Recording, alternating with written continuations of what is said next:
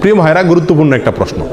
ইসলামী bank বলতে বাংলাদেশে এখন অনেকগুলো ইসলামী ব্যাংক আছে। এই ইসলামী ব্যাংকগুলোতে টাকা রেখে আমরা তার লভ্যাংশ ভোগ করতে পারবো কি না, এ বিষয়ে ওলামায়ে কেরামের একাধিক মত আছে। কিছু ওলামায়ে কেরামের গবেষণা অন্তে তারা বলেন যে ইসলামী ব্যাংকগুলো আমাদের দেশের পরিসরে কেন্দ্রীয় ব্যাংকের অধীনে থাকতে হয়, দেশের প্রচলিত নিয়মকানুন মেনে চলতে হয়, যার কারণে এবং অনেক ক্ষেত্রে সদিচ্ছার অভাব বা ঘাটতি থাকার কারণে পরিপূর্ণ ইসলামিক না। যেহেতু পরিপূর্ণ ইসলামিক না, অতএব সেখানে টাকা রেখে সেটার লভ্যাংশ খাওয়া জায়েজ হবে না। এটা হলো কিছু আলেমদের মত।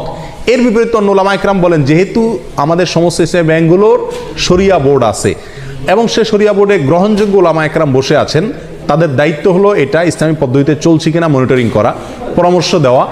তো সেক্ষেত্রে ওলামায়ে কেরামের এই শরিয়া বোর্ডের উপরে আস্থা রেখে তারা কি করছেন না করছেন ওই দায়িত্ব আমার না। আমি ওলামায়ে কেরামের শরিয়া বোর্ডের প্রতি আস্থা রেখে সেখান থেকে লভ্যাংশ খেতে পারি। দুইটা মত পেলাম কিনা? এই দুই মতকে সমন্বয় করে একটা তৃতীয় মত দিই আমি আপনাদের। সেটা হলো ইসলামী ব্যাংকগুলোতে টাকা জমা রাখা এক জিনিস, আর সেখানে বিভিন্ন মেয়াদে কিস্তিতে টাকা রেখে লাভ খাওয়া আরেক জিনিস। ইসলামী ব্যাংকগুলোতে টাকা রাখা শুধু জায়েজই নয়, বরং জরুরি এবং উত্তম, এবং একজন মুমিন হিসেবে আমরা বাধ্য টাকা জমা রাখা যে কোনো ইসলামী ব্যাংকে। কেন? কারণ সুদী ব্যাংকে আমি টাকা জমা রাখলে কেমন যেন তাদেরকে সুদী কারবারে কি করলাম, সহায়তা করলাম। আমার এই টাকাটা পেয়ে তারা সুদে সহায়তা করবে। ইসলামী ব্যাংকগুলো আর কিছু করুক আর না করুক, একটা কাজ তো তারা করবে, সেটা কি?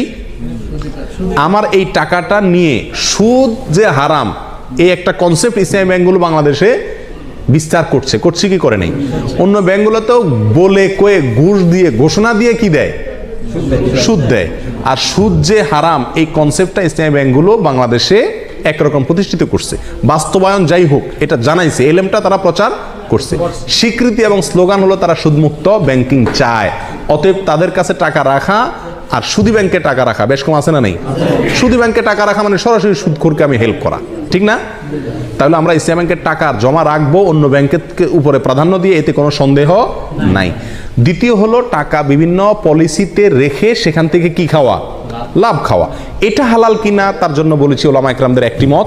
অনেকে বলেছেন যে এটা হালাল, কারণ এখানে শরিয়া বোর্ড আছে, ওনারা দেখছেন, আমার আর ভেতর দেখার দরকার নাই, বাকি দায়িত্ব তাদের, আল্লাহর কাছে তারা সব বিষয়ে তো আমি গভীরে যা দেখার দরকার নাই, জরুরি না।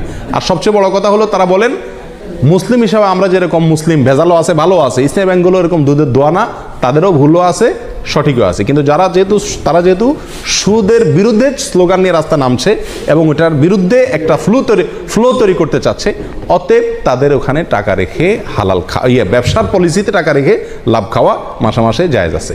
এটাও আমাদের মত। অন্য ওলামায়ে কেরাম বলেন যে না, পরিপূর্ণভাবে ইসলামীভাবে চলতে পারে না, বাধা আছে, অথবা সদিচ্ছার অনেক ক্ষেত্রে অভাব আছে, এই জন্য না জায়েজ। এক্ষেত্রে আমি বলবো তৃতীয় মতটি, সেটা হলো যদি আপনার বিকল্প কোনো পথ খোলা থাকে, তাহলে আপনি এই ব্যাংকে টাকা রেখে লাভ খাওয়ার চাইতে সরাসরি ব্যবসা করুন, সেটা সবচেয়ে নিরাপদ এবং ভালো, সন্দেহ থেকে দূরে থাকলেন। আর যদি অন্য কোনো সমস্ত উপায়গুলো বন্ধ হয়ে যায়, তাহলে ইনশাআল্লাহ বিদিনিল্লাহ এটা পরিপূর্ণ হারাম হবে না। আল্লাহু আলাম।